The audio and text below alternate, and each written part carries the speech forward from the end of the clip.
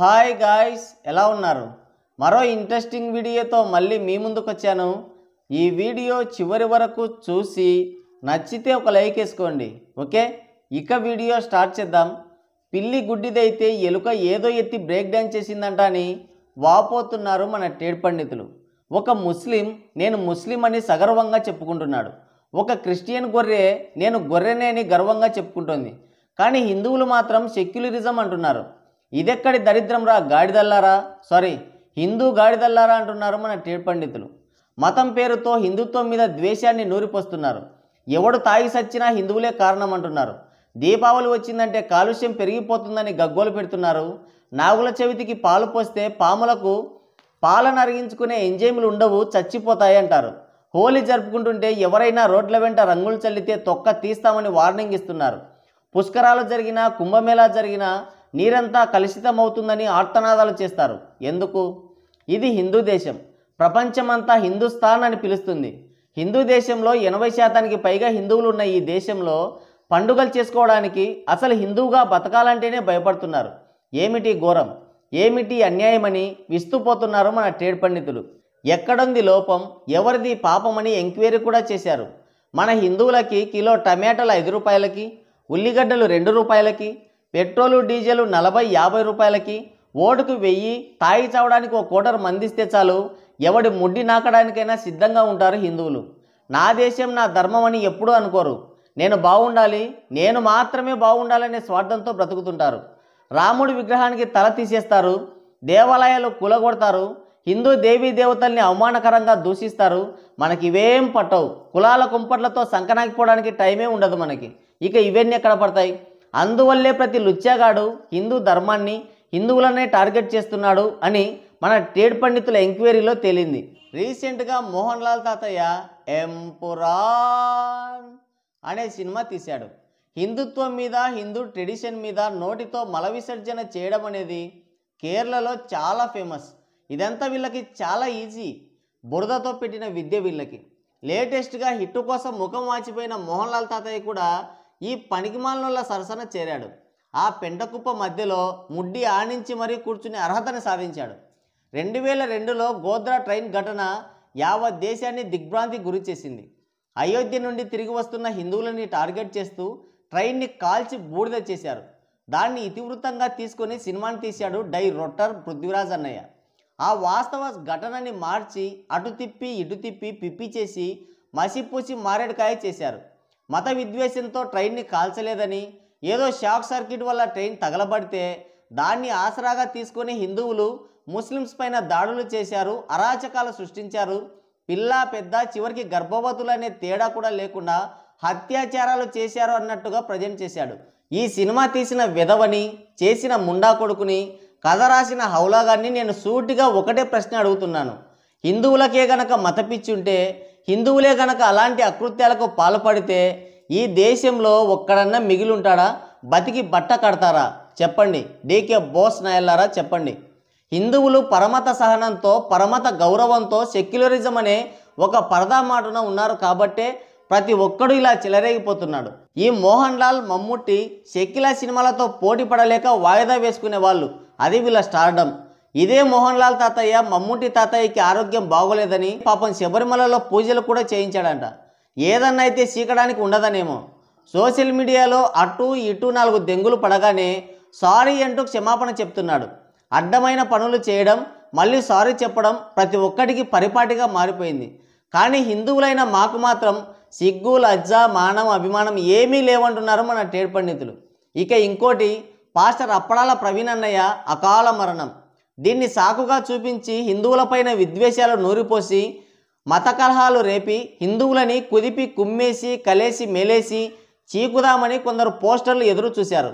కానీ అంతా రివర్స్ అయింది. అప్పడాల అన్నయ్య తాగితే వీళ్ళ కళ్ళు తిరిగాయి. ఈ అప్పడాల అన్నయ్య ఒక ఎదవ. మందు తాగడం, జూదమాడటం, వ్యభిచారం చేయడం, మాదక ద్రవ్యాలు తీసుకోవడం, హత్యలు చేయడం ఇలాంటివి చేసేవాడు. ఇది నేను చెప్పడం లేదు. పోస్టర్ అప్పడాల శవార్తలని కొట్టండి. ఆయనే తనకు తానే ఎదవనని చెప్పుకున్న వీడియోలు మీకు కోకొల్లలు దొరుకుతాయి. అలాంటి ఈయన సడన్గా పోస్టర్ అయిపోయాడు. ఏంటో యేసయ్య ఎక్కువగా ఇలాంటి ఎదవల్నే పోస్టర్లుగా చేసుకుంటూ ఉంటాడు. మరి ఇదేం పైత్యమో. ఈయన ఒక పోస్టర్ దగ్గర శిష్యరికం చేస్తూ ఆ పోస్టర్ కూతుర్నే లైన్లో పెట్టి పెళ్లి చేసుకున్నాడు. ఓకే, బాగుంది, అన్నయ్య మంచి రసికుడే అని మనకు తెలిసిపోతుంది.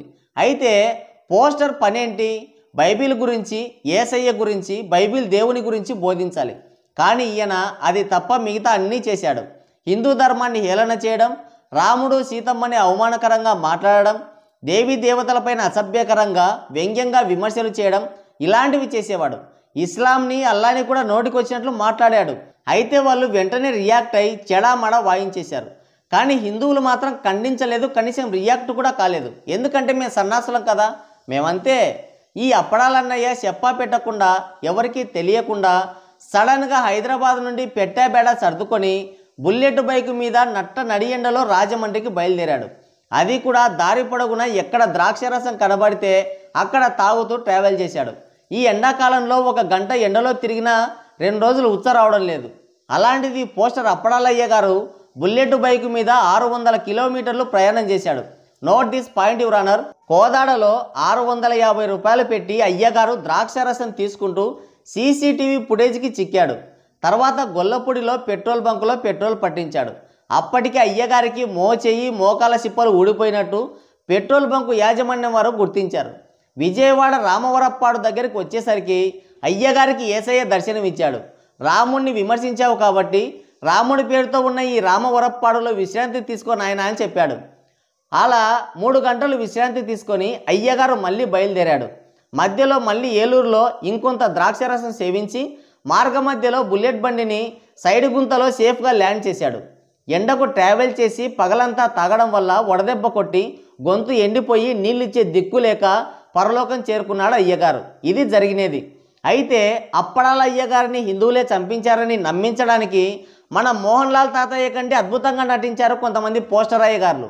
రాజకీయం చేసి హిందువుల్ని బద్నాం చేద్దామని ప్రయత్నించారు.